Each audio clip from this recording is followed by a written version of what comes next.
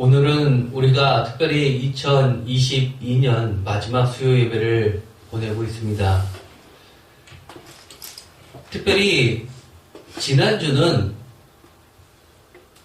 성탄주일과 절기상으로 송년주일이라고 하는 송군영시 때 하는 그런 송년주일이 하나로 합쳐졌던 주일이었습니다. 그러다 보니까 저희도 지난주는 송년의 그런 메시지보다는 성탄에 맞추어져서 말씀을 함께 나눴습니다. 그래서 오늘은 마지막 수요 예배이기 때문에 송년에 보다 중심이 되는 하나님의 말씀을 들으면서 우리 얼마 남지 않은 이 시간을 잘 마무리하도록 준비했으면 좋겠습니다.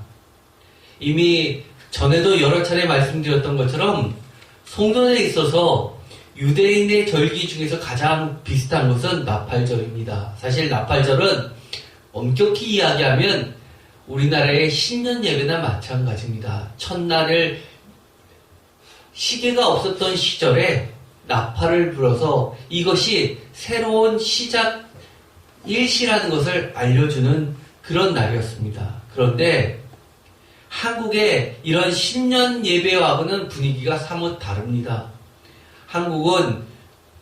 한국뿐만 아니라 전 세계가 신년 예배라 그러면 올해 새로운 소망을 바라면서 매우 들뜬 분위기로 예배를 드리는데 이 유대인의 절기 나팔절은 사뭇 다르게 놀랍게도 회개 중심의 그런 예배를 드린다는 점입니다. 그래서 어떻게 보면 송구 영신에서 송구에 보다 가까운 송년 예배에 가까운 절을 보낸다는 것이 우리 나라와는 큰 차이점이라고 할 수 있습니다. 지금 우리도 준비할 것 중 첫 번째는 회개입니다. 그리고 또한 이와 함께 놓쳐서는 안 될 또 다른 축은 바로 감사입니다. 그래서 제가 송군영신 예배 때는 항상 시작을 회개와 감사라는 두 가지를 가지고 함께 나누기도 했습니다. 그런데 오늘은 특별히 회개할 부분들을 우리 가운데 철저히 하나님 앞에 내어놓고 용서함 받는 기회의 시간이 되었으면 좋겠습니다. 오늘의 말씀의 제목을 다 함께 읽어보겠습니다. 화 있을진저 가옥에 가옥을 이으며 전투에 전투를 더하며 이 땅에 홀로 거주하려는 자여. 아멘. 이사야서 5장 8절에서 10절까지의 말씀입니다. 이 이사야서 5장은 우리가 이미 살펴본 것과 같이 포도원의 노래라는 유명한 장이었습니다. 그런데 아름답기 그지없는 이 포도원의 노래는 의외로 화 있을진저라는 여러 가지 이야기가 들어가 있습니다.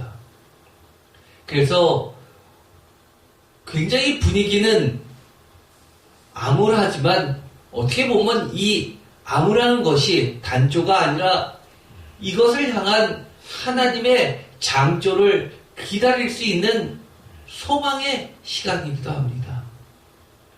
화 있을진저 가옥에 가옥을 이으며 전투에 전투를 더한다 라는 이 구절은 너무나 유명해서 많은 사람들이 기억하고 있는 본문입니다.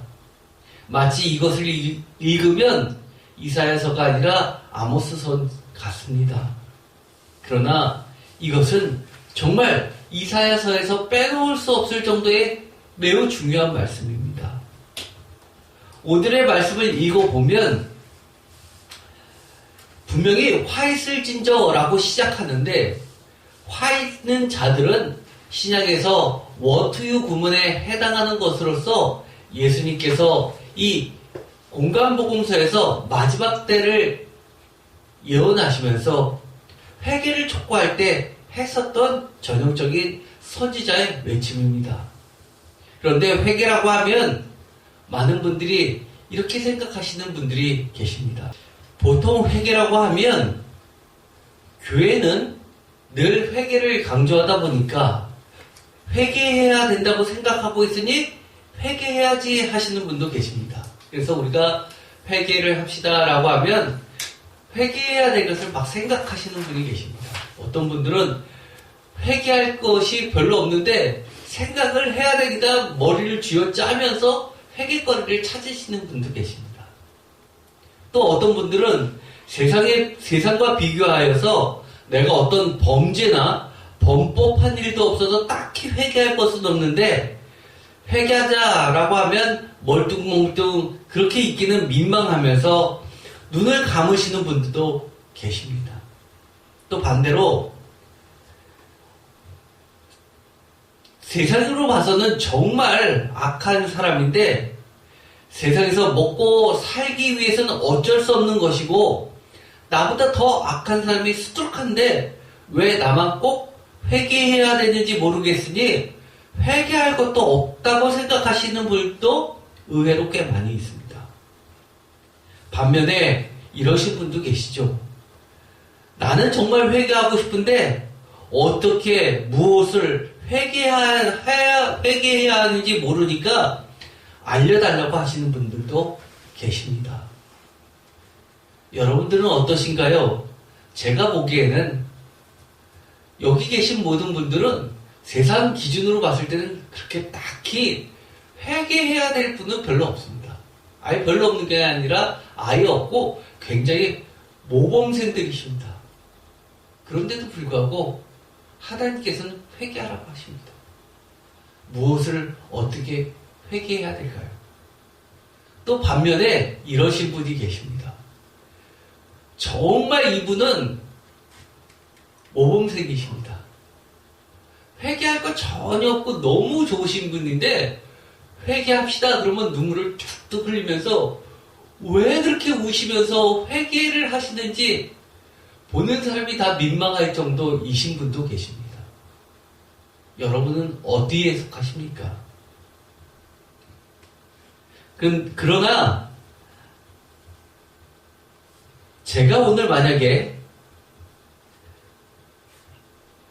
회개합시다라고 하면서 회개해야 할 것들을 열거하자면 사실 오늘 하루 가지고는 택도 없이 부족할 것입니다. 예를 들자면 이런 것들입니다. 우리가 성경, 구약, 유대인들에게는 토라죠. 토라의 가장 큰 계획이 무엇입니까? 바로 신명기에 있는 말씀이죠. 쉐마 이스라엘. 거기에 핵심은 무엇입니까? 여러 가지가 있겠지만 하나님을 사랑하라는 겁니다. 한 분 하나님을 사랑하는 겁니다. 그런데 하나님 사랑이라는 이 하나만 보더라도 하나님을 지금보다 더 사랑하지 못한 것부터가 회개 제목입니다. 맞습니까?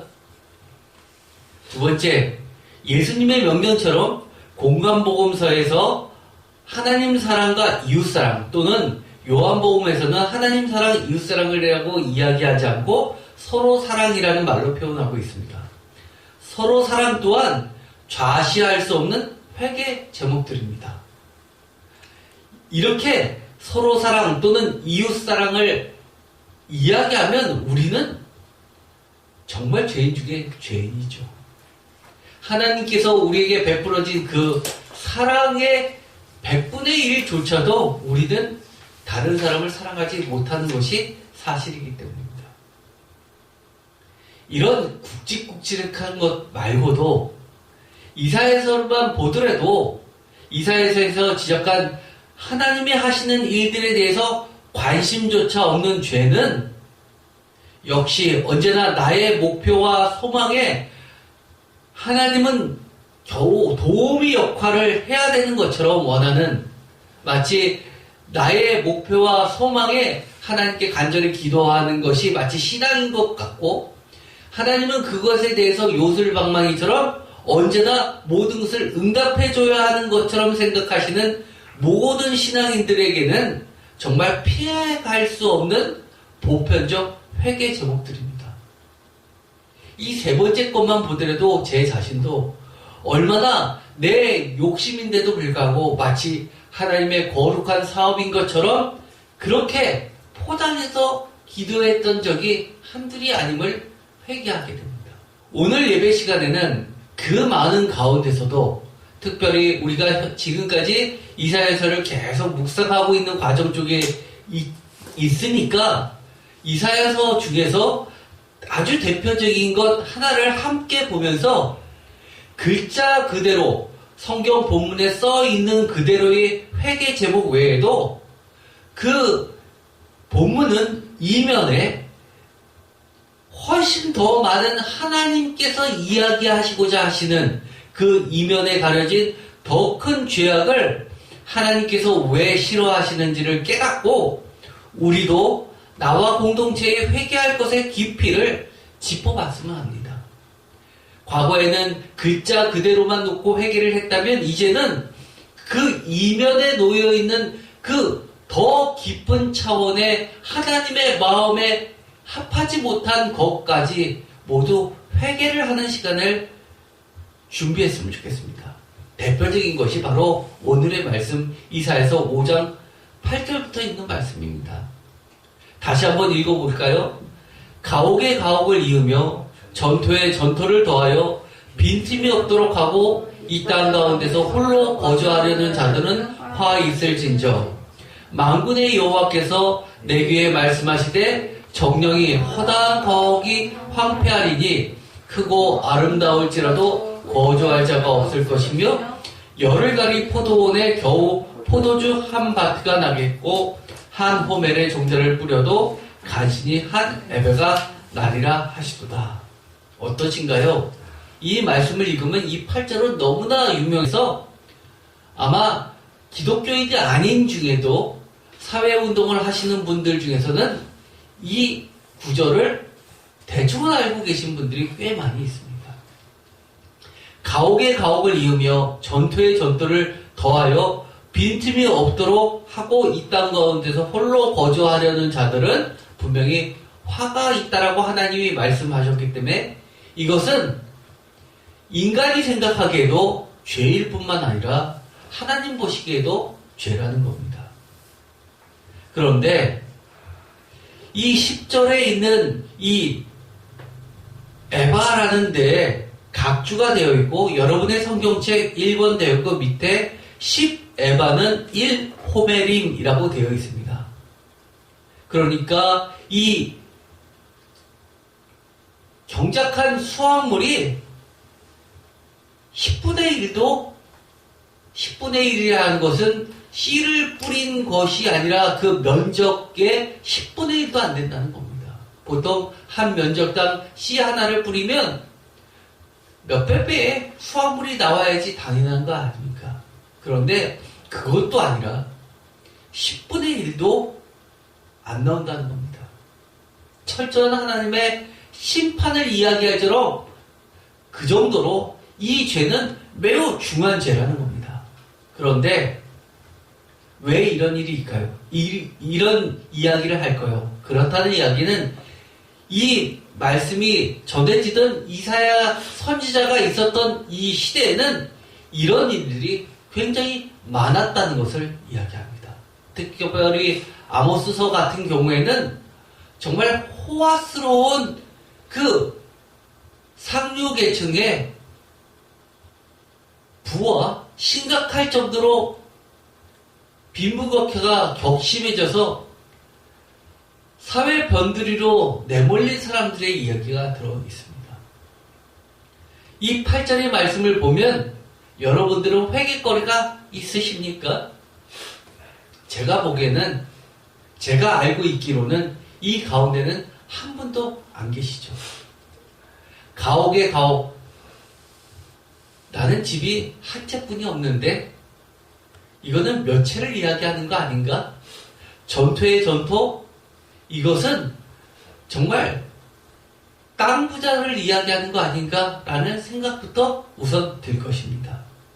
그래서 그래 맞아. 이것은 정말 기독교인으로서는 해서는 안 되지 라고 하면서 정부에서 그동안 진행해왔던 다주택자들에 대한 중과를 지지했던 분들도 굉장히 많습니다. 이 구절은 이처럼 우리가 글자 그대로 이해하듯이 다주택자들에 대한 하나님의 경고일까요? 아니면 대토지 부호들에 대한 반자유경제주의자의 이야기일까요? 이 신자유경제주의를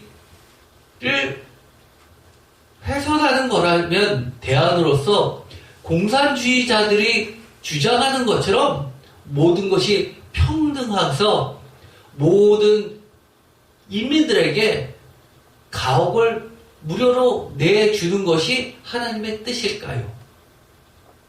글자 그대로 하면 1주택자는 괜찮고 2주택부터는 죄가 된다는 이야기로 받아들여야 할까요? 사실 이것은 그렇지 않습니다. 이것에 대한 핵심적인 이야기는 바로 왜 이 이야기를 꺼내는 것이냐라는 겁니다. 여기 보면 이렇게 되어 있습니다. 가옥에 가옥을 이으며 전투에 전투를 더하여 빈틈이 없도록 하고, 이 뒤에는 오히려 표준세번역에서 번역한 것을 읽으면 쉽게 이해될 듯합니다. 제가 이 8절을 표준세번역으로 읽어드리겠습니다. 너희가 더 차지할 곳이 없을 때까지 집에 집을 더하고 밭에 밭을 늘려다가 땅 한가운데에서 다같이 읽겠습니다. 홀로 살려고 하였으니 너에게 재앙이 닥친다. 왜 이야기를 하셨을까요? 결국 9절에 표준세번역을 보면 왜 이야기를 하셨는지 알 수 있습니다. 만군의 주께서 나의 귀에다 말씀하셨다. 많은 집들이 반드시 황폐해지고 아무리 크고 좋은 집들이라도 텅 빈 흉가가 되어서 다같이 읽겠습니다. 사람 하나 거기에 살지 않을 것이다. 아멘. 가옥에 가옥을 이으며 전투에 전투를 더하며 빈틈이 없도록 하는 것이 하나님 앞에서 죄가 되는 이유는 바로 홀로 살려고 하기 때문이라는 겁니다. 이것도 글자 그대로 독거인을 이야기하는 것이 아닙니다. 이 구절을 보면 이렇게 되어 있기 때문입니다. 아무리 크고 좋은 집들이라도 텅 빈 흉가가 되어서 사람 하나 거기에 살지 않을 것이다. 바로 사람 하나 살 수 없을 정도로 온 땅이 텅 빈 흉가가 될 정도로 그렇게 공동체가 파괴되기 때문이라는 겁니다. 이 말씀을 아까도 이야기했던 것처럼 다주택자에 대한 하나님의 질책일까? 사실 그렇지 않습니다. 많은 사람이 요즘에 뉴스에서 연일 문제가 되는 것이 뭡니까? 30명이 7,200억을 먹튀 악질 빌라왕이라는 뉴스가 떴습니다. 그런데 이런 사람들이 더 많이 있다는 거죠. 이른바 빌라왕이라는 사람, 김모 씨는 34억을 먹튀를 했는데, 통계상으로 보면 이 사람은 그저 8위에 불과하다는 겁니다. 이보다도 더한 사람이 7명이나 더 있다는 겁니다. 심지어 1위 박모 씨는 미 반환 총액이 646억이랍니다. 많은 가구를 소유해서 결국은 자신이 책임을 지지 못하고 다른 사람에게 피해를 주는 것 자체는 사회적으로 크게 범죄입니다. 그런데 하나님 입장에서는 그 죄가 100억이 넘었다고 죄고 10억이 안 되기 때문에 죄가 가볍다라고 이야기하는 것이 아니라 그 모두는 금액과 관계없이 모두 다 심각한 죄인이라는 겁니다. 왜요? 이들의 본질은, 죄의 본질은 이사야서 9장 8절에서 이야기하는 것처럼 홀로 거주하려는 자이기 때문입니다. 그렇게 됐을 때는 사람 하나 거주할 자가 없게 된 이사야서 9장 9절에 있는 말씀처럼 모두가 멸망당할 공멸적 탐욕을 가지고 있는 것이 죄의 본질이라는 겁니다. 즉 하나님께서는 아름다운 하나님의 나라, 하나님의 공동체를 우리에게 허락해 주시고 하나님 스스로 아름다운 포도원을 가꾸기 위해서 그렇게 직접 땀 흘리는 농부의 모습으로서 우리에게 임하셨는데 그것을 훼손시키려는 하나님의 법, 하나님의 말씀, 하나님의 토라를 무시한 죄라는 겁니다. 이것이 죄의 본질이라는 겁니다. 이런 악성 빌라인에 대한 뉴스를 들으면서 많은 이야기를 합니다. 어떤 사람들은 이렇게 이야기하죠. 이런 다주택자들은 임대를 못하게 해야 된다라는 이야기를 합니다. 또 어떤 사람은 우리가 공산주의자냐? 그것을 왜 규제로 묶어야 하냐라고 이야기합니다. 저는 진정한 자유는 규제로서 통제할 수 없습니다. 하나님의 말씀으로 완전히 새 사람이 되지 않는 이상은 사실은 법은 또 다른 법망을 피해서 미꾸라지처럼 악용될 소지가 너무 많기 때문입니다. 저는 그러한 것들은 이 설교 시간에 목회자가 해야 될 부분은 아니라고 봅니다. 다만 저도 소박한 꿈은 있습니다. 다주택자들이 내는 그 세금을 가지고 정치자금처럼 꼬리표 없이 마음대로 자기네들이 쓰게 하지 못하게 만드는 것을 법으로 규정해서 주택으로 걷어들이는 모든 세금은 반드시 취약계층을 위해서 주택 문제를 해결하는 데 쓰게 하는 법을 만들면 참 좋겠다라는 생각을 합니다. 그러면 반지하에 거주하는 자도 어느 정도는 해결되지 않을까, 장애인들도 어느 정도는 해결되지 않을까라는, 그리고 홀로 사는 독거 노인이나 소년소녀 가장들도 어느 정도는 혜택을 보지 않을까라는 소망은 물론 저도 국민으로서 가지고 있습니다. 그러면 하나님은 이 부분에 대해서 어떻게 말씀하시는지 우리가 볼 필요가 있습니다. 아까도 말씀드렸던 것처럼 이 죄는 하나님 나라의 공동체를 파괴하는 공멸적 탐욕이라고 했습니다. 다 같이 망하는 이 공멸을 막는 최소한의 사회적 안전망은 룻기에 자세히 기록이 되어 있습니다. 룻기에 보면 다윗의 조상이죠. 다윗의 조상으로 나오는 이 룻은 이삭 죽기를 합니다. 과거에 우리나라에도 이런 것들이 있었다고 합니다. 그렇죠? 별을 다 베지 않고 조금 남겨두면 정말 가난한 사람들이 그것들을 가져다가 먹을 수 있게 조금 남겨두었습니다. 또 룻기에 보면 고엘제도라는 게 있습니다. 즉 권리 회복의 문제를 다룹니다. 권리 회복, 다른 말로 이야기하면 우리나라 말로 이야기하면 기업 무르기죠. 우리가 내기할 때 아니면 바둑을 둘 때 한수만 물러줘 할 때 이런 무르기입니다. 즉 보아스를 통해서, 친척 보아스를 통해서 먼 친척이지만 무너졌던 기업의 그 권리들을 회복시켜주는 기회를 제공해주는, 법적으로 보장해주는 것이 룻기에 소개되어 있는 고엘제도입니다.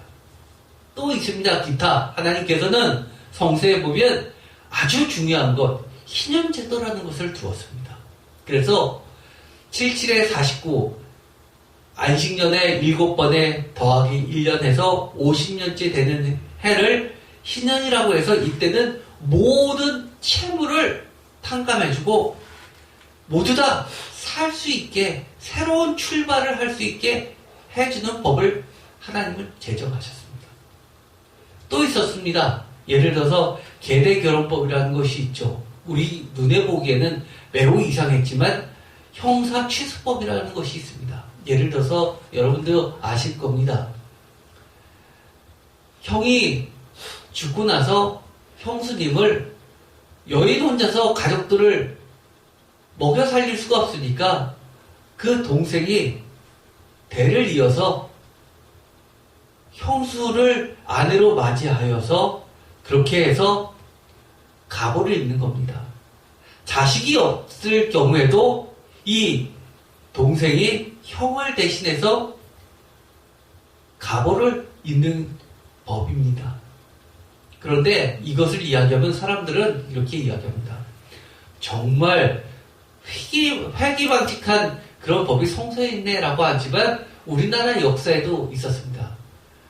아마 국사 시간에 배웠을 겁니다. 그런 게 어디 있냐고요?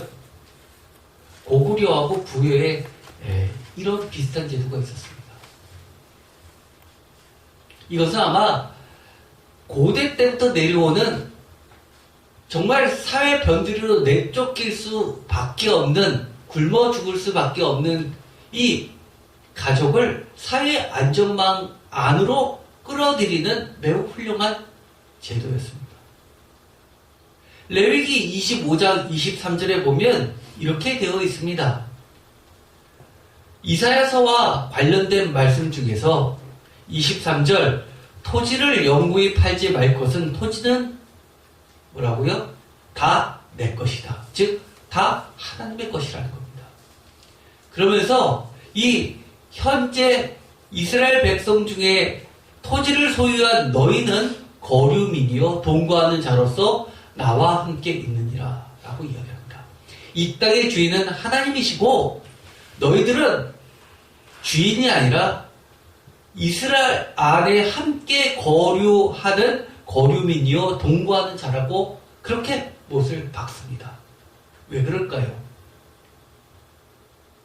인간의 탐욕을 너무나 잘 알고 계시기 때문입니다. 그러면서 이렇게 이야기하죠. 24절, 너희 기업에 온 땅에서 그 토지 무르기를 허락할지니, 땅 무르기를 허락하는 겁니다. 만일 내 형제가 가난하여 그의 기업 중에서 얼마를 팔았으면 그에게 가까운 기업 물을 자가 와서 그의 형제가 판 것을 물을 것이요. 만일 그것을 물을 사람이 없고 자기가 부유하게 되어 물을 힘이 있으면 그 판 횟수를 해를 계수하여 그 남은 값을 산자에게 주고 자기의 소유지로 돌릴 것이니라. 그러나 자기가 물을 힘이 없으면 그 판 것이 희년에 이르기까지 산자의 손에 있다가 희년에 이르러 돌아올지니 그것이 곧 그의 기업으로 돌아갈 것이니라. 즉, 그 누구도 낙오자가 되지 말고 새롭게 출발할 수 있는 가장 삶의 기본의 터전이 되는 땅에 대해서 보전해 주라는 겁니다. 우리가 잘 알고 있듯이 이사야서 이 5장에 있는 가옥에 가옥을 이으며 전투에 전투를 더하여 빈틈이 없도록 하고 이 땅 가운데서 홀로 거주하려는 자의 가장 대표적인 예는 열왕기상 21장에 있는 나봇의 포도원을 탐했던 아합 왕이었습니다. 21장 너무나 잘 알고 있는 말씀이죠. 그 후에 이 일이 있으니 이스라엘 사람 나봇에게 이스라엘의 포도원이 있어 사마리아의 왕 아합의 왕국에서 가깝더니, 이스라엘이 아니라 이스르엘, 이것은 이스라엘 가운데 이 북부에 있는 갈릴리 바로 밑에 있는 굉장히 풍요로운 평양입니다. 이스라엘 평지, 평야라고 부르는 곳입니다. 그래서 여기는 북이스라엘 수도였던 이 사마리아하고 매우 가까워서 그 인근에는 귀족들 그리고 왕가 출신들이 많은 포도원을 소유하면서 커다란 부를 누렸던 매우 중요한 지역입니다. 그런데 아합이 나봇에게 말하여 이르되 내 포도원이 내 왕궁 곁에 가까이 있으니 내게 주어 채소밭을 삼게 하라. 내가 그 대신에 그보다 더 아름다운 포도원을 내게 줄 것이요 만일 내가 좋게 여기면 그 값을 돈으로 내게 주리라. 이유는 단 하나, 왕궁 곁에 가까이 있다는 겁니다. 말이 됩니까? 그런데 오늘날의 자유경제 체제에서 보면 거저달라는 것이 아니라 그 대신에 그보다 더 아름다운 포도원을 내게 주겠다고 이야기합니다. 마치 정부에서 토지를 수용한 다음에 원래 거기에 있었던 토주들에게 예를 들어서 재건축을 하면 거기에 있는 아파트를 새로 입주권을 준다든지 하는 그런 프리미엄을 얹혀준다는 겁니다. 가격을 매겨서 땅값을 치를 뿐만 아니라 플러스 알파를 주겠다는 얘기죠. 그리고 만일 내가 좋게 여기면 그 값을 돈으로 내게 주리라. 선택권도 줍니다. 그런데 나봇이 이렇게 이야기합니다. 다 같이 읽겠습니다. 나봇이 아합에게 말하되 내 조상의 유산을 왕에게 주기를 여호와께서 금하실지로다. 누가요? 여호와께서. 왜 그렇죠? 아까 우리가 읽었었던 신명기의 말씀을 근거로 두고 있습니다. 신명기 19장에 보면 이런 말씀이 나오죠. 그러나 만일 어떤 사람이 그의 이웃을 미워하여 엎드려 그를 기다리다가 일어나 상처를 입혀 죽게 하고 이 한 성읍으로 도피하면 12절 그본 성읍 장로들이 사람을 보내어 그를 거기서 잡아다가 보복자의 손에 넘겨 죽이게 할 것이라. 13절 내 눈이 그를 긍휼히 여기지 말고 무지한 피를 흘린 죄를 이스라엘에서 제하라. 그리하면 내게 복이 있으리라. 14절 다 같이 읽겠습니다. 내 하나님 여호와께서 내게 주어 차지하게 하시는 땅 곧 내 소유가 된 기업의 땅에서 조상이 정한 내 이웃의 경계표를 옮기지 말지니라. 아멘. 가나안 땅에 들어가서 여러 가지 제비뽑기를 해서 각 지파에게 할당해 주었고 그 지파는 또 각 족장들에게 그 지파에 속해 있는 가장들에게 땅을 할당해 주었습니다. 그것은 하나님께서 모든 이스라엘 백성들이 살 수 있는 터전을 공평하게 나눠주신 겁니다.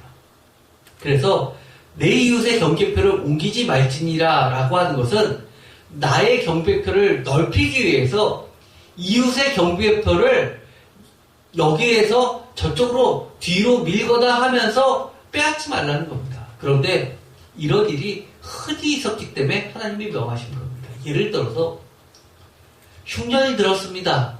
아니면 이웃이 큰 돈이 갑자기 필요해졌습니다. 돈을 빌립니다. 그런데 여러 가지 사정상 그 돈을 갚지 못하면 담보로 맡겼던 이 땅을 차지하게 됩니다. 그래서 점점점 그것을 갚아야 되는데 갚지 못하고 결국은 내 땅은 점점점 없어지고 이웃의 땅은 점점점 커지는 일이 발생하게 됩니다. 심지어 흉년이 들었을 땐 어떻게 되나요? 결국 자식까지 팔게 되고 노비로 전락하는 경우가 많이 있었습니다. 그래서 신명기에 보면 이런 말씀도 있죠. 맨 처음에 출애굽기, 레위기로 갈수록 어떤 이야기가 나오죠?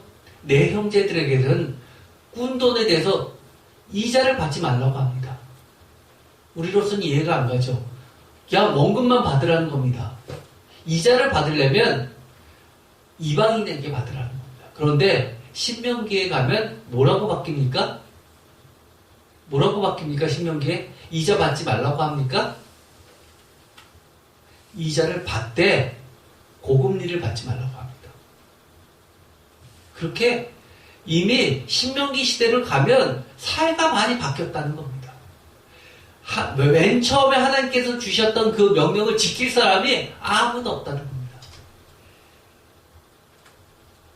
그렇기 때문에 이 아합의 시대에 오고 그리고 이사야의 시대에 오면 이런 하나님의 원칙은 사실상 교과서적인 얘기일 뿐 현실에서는 거의 지켜지지 않았다고 봐도 될 것입니다. 즉 하나님이 지적한 탐심이라는 것은 사익 추구를 위한 부정의, 불법 및 사회적 안전망의 훼손이라는 겁니다.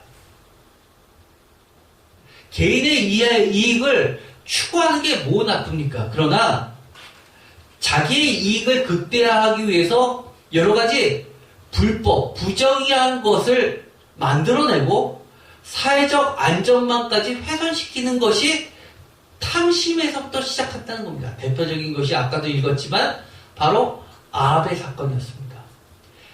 단순히 왕궁 가까이에 있다고 탐하고 싶었는데, 물론 이스라엘에 있는 이 과서는 매우 좋은 땅에 위치했기 때문에 값어치가 있어서 더 갖고 싶었지만, 자신의 이익을 극대화하기 위해서, 예를 들어서 농사를 짓을 때도 연이어서 지으면 좋지, 한참 떨어져서 농사를 지으려면 그만큼 어렵기 때문에 바로 가까운 데 많이 가지려고 하는 그런 자신의 이익을 추구하는 데 있어서 여러 가지 불법 및 더 나아가서 사회적 안전망까지도 훼손시킨다는 거 하나님께서는 지적하십니다. 두 번째는 아합이 했던 행동 기억나시죠? 그 부인 이세벨이 어드바이스 해주는 대로 그렇게 따라가는데, 거짓 증거와 거짓 증인들을 세우면서 하나님께서 정해놓은 내 이웃을 위하여 거짓 증거하지 말라는 가장 기본적인 사법제도조차도 무력화시키면서 공적 질서와 평등 가치에, 그리고 공적 시스템을 완전히 공적인 것이 아니라 자신의 이익의 사유화하는데 만들어버렸습니다. 급기야는 살인까지 했죠. 그러자 어떻게 됩니까?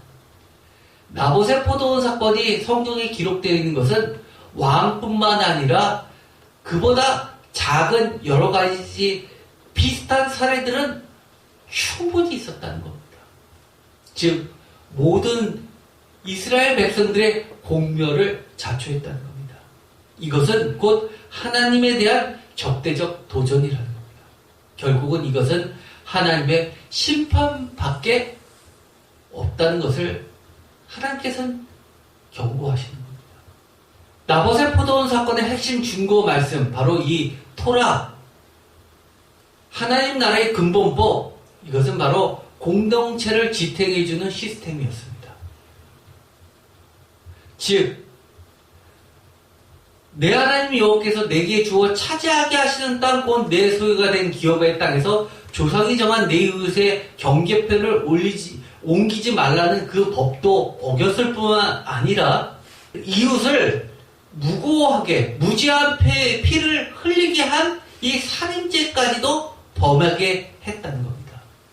그 다음에 이야기 보면 자세히 나와 있습니다. 열왕기상 21장 7절, 그의 아내 이세벨이 그에게 이르되 왕이 지금 이스라엘 나라를 다스리니까 일어나 식사를 하시고 마음을 즐겁게 하소서, 내가 이스라엘 사람 나봇의 포도를 왕께 드리리라. 여기서 뭐라고 이야기합니까? 왕이 지금 이스라엘 나라를 다스리나이까. 이것은 왕이니까 할 수 있는 이야기라고 생각하실지 모르지만, 아까도 읽었듯이 신명기에서 왕은 하나님이십니다. 그렇죠? 너희들은 거류민이라고 이야기합니다. 하나님께서 다스리는 나라라고 이야기하는데, 하나님이 다스리는 것이 아니라 왕이 다스린다고 이야기합니다. 그리고 내가 이것을 드린다고 합니다. 아합의 이름으로 편지들을 쓰고 그인을 치고 봉하여 그의 성읍에서 나봇과 함께 사는 장로와 귀족들에게 보내니, 그 편지의 사연에 이르기를 금식을 선포하고 나봇을 백성 가운데 높이 앉힌 후에 불량자 두 사람을 그의 앞에 마주 앉히고 그에게 대하여 증거하기를 내가 하나님과 왕을 저주하였다 하게 하고 곧 그를 끌고 나가서 돌로 쳐 죽이라 하였더라. 그의 성읍 사람 곧 그의 성읍에 사는 장로와 귀족들이 이세벨의 지시 곧 그가 자기들에게 보낸 편지에 쓴 대로 하여 금식을 선포하고 나봇을 백성 가운데 높이 앉힘에 13절, 때에 불량자 두 사람이 들어와 그의 앞에 앉고 백성 앞에서 나봇에게 대하여 증언을 하여 이르기를 나봇이 하나님과 왕을 저주하였다 하매 무리가 그를 성읍 밖으로 끌고 나가서 돌로 쳐 죽이고. 한두 사람이 그러면 모릅니다. 그런데 이렇게 거짓 증인과 살인을 하는데 무리가, 온 성읍의 사람들이 함께 동참하는 이런 공동체가 공멸하게 됐다.